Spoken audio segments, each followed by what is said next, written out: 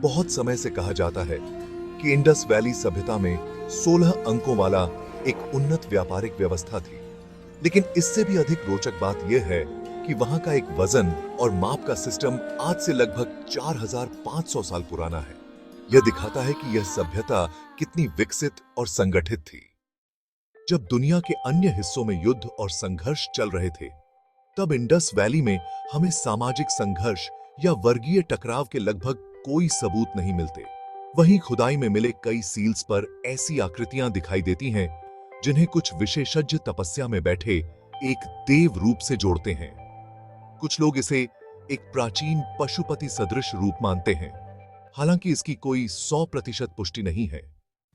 Indus valley सभ्यता यानी IVC का नाम तो हम सभी ने सुना है, लेकिन आइए इसके कुछ महत्वपूर्ण तथ्यों को समझते हैं। इस सभ्यता में घरों में पक्की ईंटों से बनी नालियां और टॉयलेट पाए गए थे। घरों से निकलने वाला पानी एक मुख्य ड्रेनेज सिस्टम से जुड़ा हुआ था, जो पूरी तरह वाटरप्रूफ था और शहर के बाहर गंदे पानी को निकाल देता था। नालियां दोनों ओर ढकी हुई होती थीं, जिससे सफाई आसान हो जाती थी। यह साबित करता है कि इंडस के लोग स्वच्छता को अत्यंत महत्व देते थे। मोहनजोदड़ो जैसे बड़े शहरों में ग्रेट बाथ जैसी संरचनाएं मिली हैं, जो शायद किसी पवित्र या सामुदायिक उद्देश्य के लिए उपयोग होती थी। यह दर्शाता है कि वे पानी के संरक्षण और उपयोग को बहुत समझदारी से संभालते थे। एक दिलचस्प बात यह है कि इंडस सभ्यता के ईंटों का आकार पूरे क्षेत्र में लगभग एक जैसा था।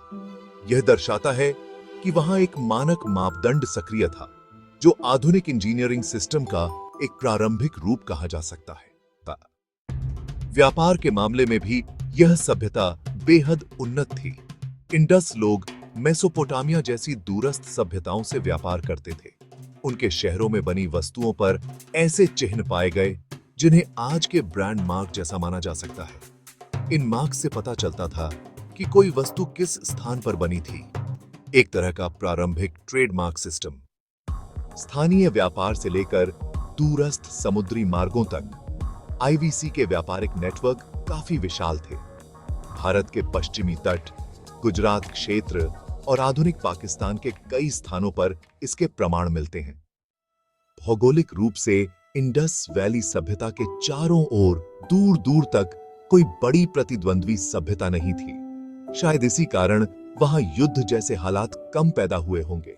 इसके अलावा उनके दूसरे क्षेत्रों के साथ अच्छे व्यापारिक संबंध संघर्ष को रोकने में मदद करते थे। कुछ लोगों का मानना है कि इंडस सील्स पर दिखाई देने वाली एक विशेष आकृति पशुपति जैसी दिखती है।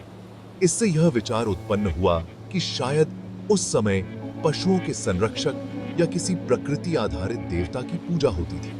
बाद में जाकर यह अवधारणा भारतीय धार्मिक परंपरा में शिव से जुड़ती हुई दिखाई दे सकती है। हालांकि यह केवल एक व्याख्या है, कोई पक्का निष्कर्ष नहीं।